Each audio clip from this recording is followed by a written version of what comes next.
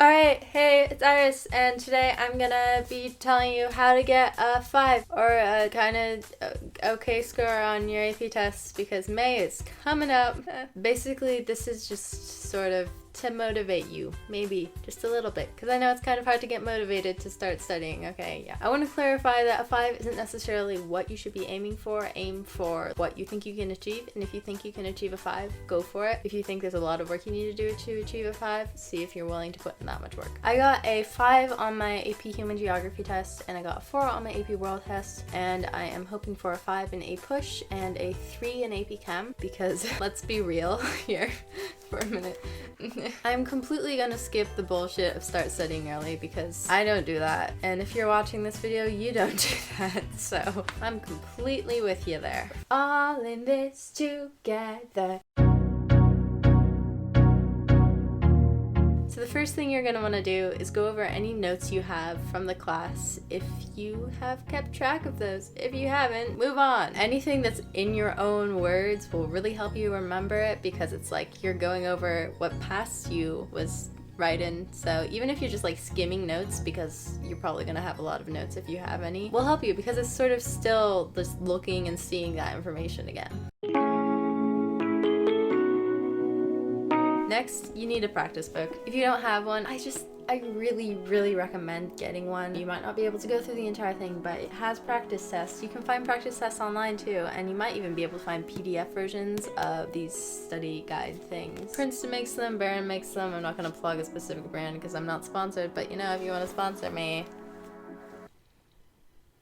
I really recommend these because honestly, I found that when my textbook does a crappy job of explaining things, my chemistry textbook is so awful. I hate it so much. This actually helped me learn an entire unit in like a night, so I really recommend getting a study guide like this or like a practice book thing like this. Probably the most important thing that you need to do is take practice tests. This will help you figure out how much time you have for each section on the test, because sometimes it's really hard to kind of figure that out without sitting down and timing yourself doing the test. So make sure you can get through the entire thing in the time allotted and see if you were struggling on something and then maybe that took a bunch of time. So figure out what you need to really work on in terms of timing. And another good part of doing a lot of practice tests is when you get things wrong, go back and see the right answer. If you don't understand it, see how to get that answer, or like see the explanation. These have explanations in them for answers of questions, for multiple choice ones and for like short answer stuff. But just like going through actual tests and then scoring them and checking those will really help you prepare yourself, because it's like seeing material that could be on the test. A lot of these actually have sort of diagnosis tests at the front of the book, and then it will show you like questions and what sections you might be not as strong in, and then you can see what you want to improve on. And I'm sure you can find practice tests like that online, so just search your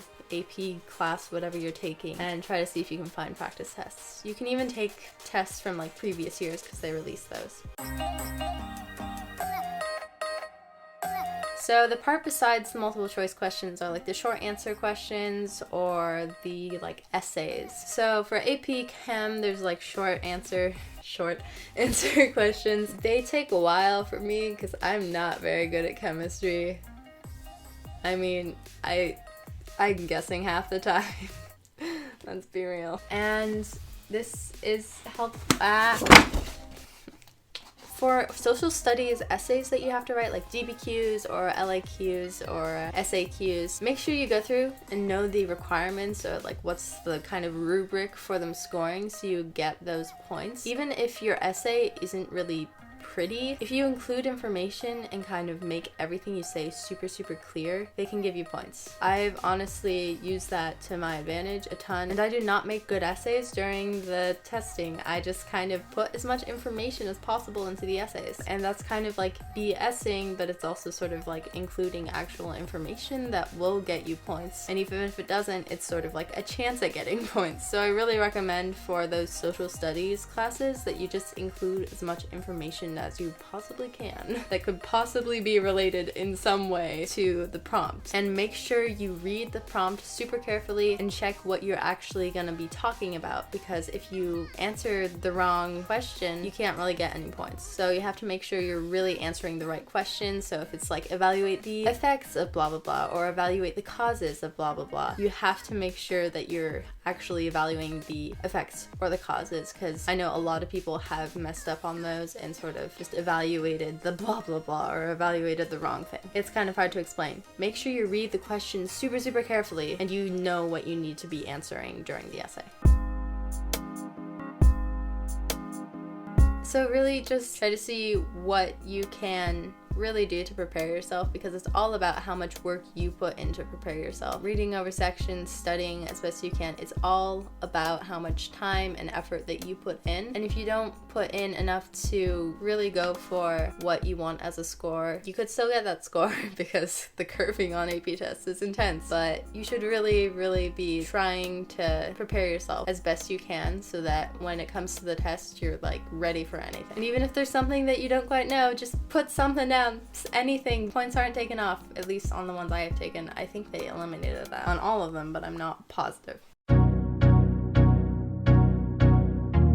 As for resources, I obviously recommend a study guide. Barron's, Princeton, as I said before, and Quizlet has some great study sets. Reading over my own notes really helps, so just see what you have available to you and work from there. And if you don't have a study guide available to you, even though I'm like praising them so much, it's not the end of the world. You can find practice tests online. You can look up PDFs of these study guides. So just do what you can to prepare yourself. I believe in you. I'm not ready for May, but I'm gonna try to be ready for May. So I hope you're ready for May. If you're taking any AP tests, let me know what they are down in the comments. Let's all suffer together. Co-misery is the best kind of misery. I'm gonna stop blabbering because this video is gonna take me forever to edit if I keep talking. Shut up, Iris. Yeah, that's pretty much it. Remember to be confident and love yourself. That's all. Bye, y'all.